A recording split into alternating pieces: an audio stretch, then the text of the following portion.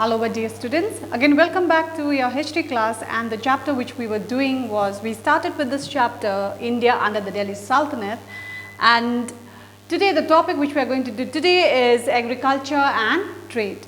Okay, but before I move ahead with this topic, a short recap on what we did in the previous class. When we started this chapter, we did society and religion, and here the society were divided into four groups: the aristocrats, that is the upper class people, the priest. For the Muslims it was the ulemas, and for the Hindus it was the Brahmins, and the third category was the town people, okay, that is the common people like the craftsmen, artisans, traders, and finally the farmers. Then we also did about the religion, where again the Muslim scholars, they were known as the ulemas, and they were the highest authority in religious matter. And here again the Hindus, what happened was, the Hindus, the upper caste Hindus, they dominated the lower caste Hindus, and because of this bad treatment by the upper caste, the Hindus, they got converted to Islam, okay, because in Islam everyone, whether they were upper caste or lower class, everybody was treated as the same. So many of them got converted to Islam. And this Delhi Sultanate also saw the birth of religious reform movement, like for the Hindus it was the Bhakti movement, and for the Muslims it was the Sufi movement. And we did about the administration. In the field of administration, Sultan was the head of the Sultanate, and this administration the Sultan was helped by the Council of Ministers, and the head of the Council of Ministers was the Prime Minister, who was known as the Wazir. And this Wazir, he also looked after the finance of the administration.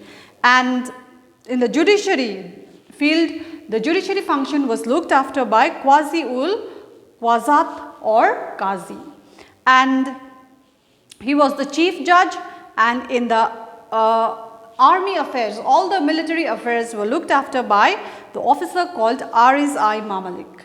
Then now the village, again I am going to repeat this. The administration of the Sultanate, it was divided into, first let's say, okay, for example, these were the provinces. Again, each provinces was divided into, let's say, sheikhs. Okay, this is one province divided into sheikhs.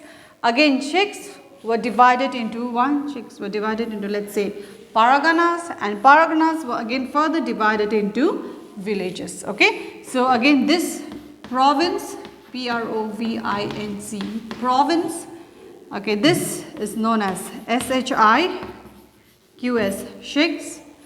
Again, sheikhs were divided into paraganas, P-A-R-G-A-N-A-S, paraganas, and again the smallest unit was the village. Province had governors, and these governors were assisted by Nuktis, N-U-Q-T-I-S, and in the sheikhs, the head of the sheikhs were sheikhdars, and the smallest unit, as I told you, was the village. In the village they had the Muqaddam, headman, Patwari, who was the record keeper, and Munsif, accountant. Okay, this is what we did in the previous class. Now today I'll start with agriculture and trade. So first we'll do agriculture. In the field of agriculture, now see, under the Delhi Sultanate, agriculture, trade and industry was very prosperous. It prospered. There were a lot of, it flourished a lot, the agriculture, okay, trade, industry. Agriculture was the main occupation. So what was the main occupation of the people there? Agriculture. The use of the Persian wheel. If you have your book here, page 46, you can see this picture. This is the Persian wheel. So this Persian wheel, which was a fusion of Indian and Persian irrigation technology, it boosted the agricultural production. And the land revenue collected from farmers was the chief source of the income of the government. So how they got the income was through the tax which was collected from the farmers. Then Again, we go to trade and industry. Trade was another important. So, after agriculture, the trade was another important economic activity. Sea routes connected India to Europe and China. So, there were sea routes. So, all this trade was done through this sea route. So, this sea route connected India to Europe and also China. So, there were a lot of trade, okay, which took place between Europe, India, China and India. Land route facilitated trading with Central Asia, Afghanistan, Persia, Tibet and Bhutan. So, with all these countries, India had trade relation. India exported cloths, textiles and herbs to these countries. Okay, so, from India there were cloths, textiles and herbs which were sent to all these different countries. The chief industries were textile, metal, stone, brick work. Every town had marketplace, so in each and every town they had market. The villages were economically self-sufficient and every village had its own craftsman, weaver, potter, then carpenter and metal worker. That means this industry is textile also, it flourished a lot. So, in each of the town they had market and villages were economically self-sufficient, and there were a lot of weavers, craftsmen, okay, then potter, carpenter in each and every villages. Then moving on to the next. So, the next topic. So, agriculture, trade, it's very simple. So, you just go through from your book. So, literature, Literature, literature and education. So, another topic is literature and education. The Delhi Sultanate saw the period of Persian and Arabic language. Now, in the Delhi Sultanate, PERSI, this languages, Persian and Arabic languages, okay, was seen in the Delhi Sultanate, and the birth of new language. Now, new language, okay, was also there. This new language was Urdu. Apart from Persian and Arabic, another language also came into being, which was Urdu. Besides, great literature was produced in Indian regional languages such as, so other Indian languages were also there in the Delhi Sultanate, like Sanskrit, Gujarati, Hindi, Marathi, Bengali, Tamil and Kannada. These were the other languages which was used in the Delhi Sultanate. Okay, so first Persian and Arabic was used. A new language came into being, which was Urdu. Apart from this, Indian languages, Sanskrit, Gujarati, Hindi, Marathi, Bengali, Tamil and Kannada. Persian, okay, this Persian language, this Persian remained the court language throughout the Delhi Sultanate. So, this Persian, what was the court language? If you get this question, then you have to write the Persian. Persian was the court language.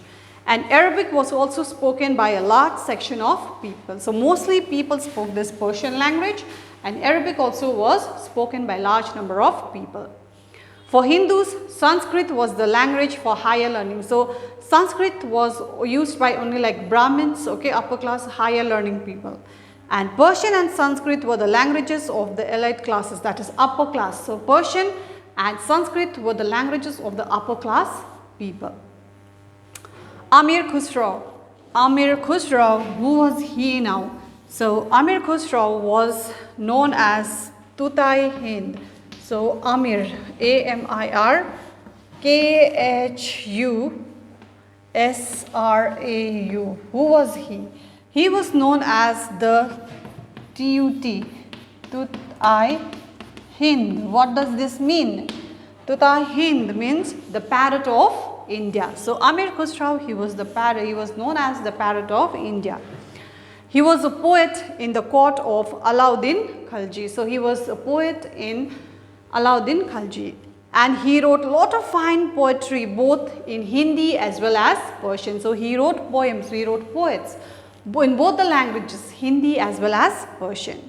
Historians Mahajaz Siraj, Zaiuddin Barani and traveller Ibn Battuta, they wrote lot of useful accounts in Persian about the lives of the Sultan and masses in their times. So, there were a lot of historians, okay, like Ibn Battuta, Zaiuddin Barani, Mahajaz Siraj, they all wrote a lot of books, accounts in Persian languages about the lives of the Sultan. Then Ibn Battuta also he wrote for his work Tariq-i-Firuz Shani. So Ibn Battuta also wrote one of the famous work of Ibn Battuta is Tariq, Tarikh, Tariq-i-Shahai. Then the center of Sanskrit learning was opened at Mithilia in present Bihar during the Sultanate period. So there were Sanskrit learning centers, okay, which was opened up for the Hindus, especially in Bihar.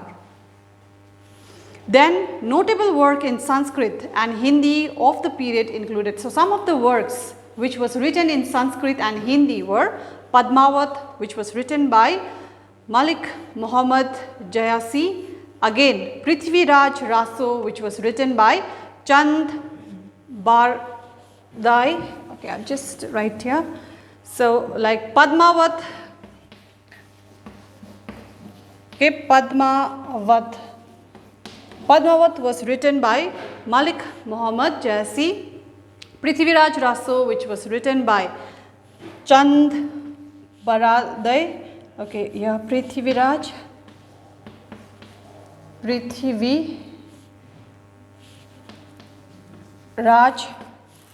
was written by Raso. Okay, Prithviraj Raso Chand Bardai, and Chandravat, which was written by Molla Daud Surdas. Okay, he penned the famous Sur Sagar. So Sur Sagar was written by Surdas. So Sultans Firoz Shah Tughlaq and Sikandar Lodi also got several Sanskrit work translated into Persian. So sultans like Firoz Shah Tughlaq, Sikandar Lodi, okay, they also got a lot of Sanskrit work translated into Persian language. Then moving on to education. So literature we finished, we move on to education. In the field of education, again, the upper class people in the society, they sent their children for education. Hindu children, they studied in temples, while Muslim children, they went to mosque for education. The Hindu schools were known as pathshalas or tolls, and the Muslim schools were known as madrasas or maktabs. Okay, so Hindus, the school of the Hindus were known as pathshalas, Pathshalas, pathshalas or tolls, and for the Muslims it was known as madrasas, madrasas, madrasas, or it was known as maktab, maqtabs, maktabs. Then jagirs were given to madrasas to promote religious learning. So they were jagirs means land. Okay, land were given to the madrasas, okay, in order to promote learning or religious learning. Then the Tughlaq dynasty gave emphasis on the spread of education. So during the Tughlaq rule, the Tughlaq dynasty, more importance, okay, a lot of importance was given to education during the Tughlaq rule. Firoz Shah Tughlaq set up madrasa at Kaus Khas in Delhi. At that time, it was considered the largest and the best equipped center of Islamic learning in the world. So during the Tughlaq dynasty, education was given a lot of importance, and Firoz Shah Tughlaq also he set up madrasa at Kaus Khas in Delhi. And at that time, it was considered the largest and the best equipped center of Islamic learning. And after the capture of after the capture of Baghdad, Delhi became the most important place in the world for Islamic learning. So Delhi also became the most important center of education. Then last is art and architecture. The Sultanate period saw the evolution of the Indo-Islamic style. Indo-Islamic style. Okay. So Indo-Islamic style, okay, it was seen during this Sultanate period, where it had the mixture of Indian as well as Islamic style in the field of architecture.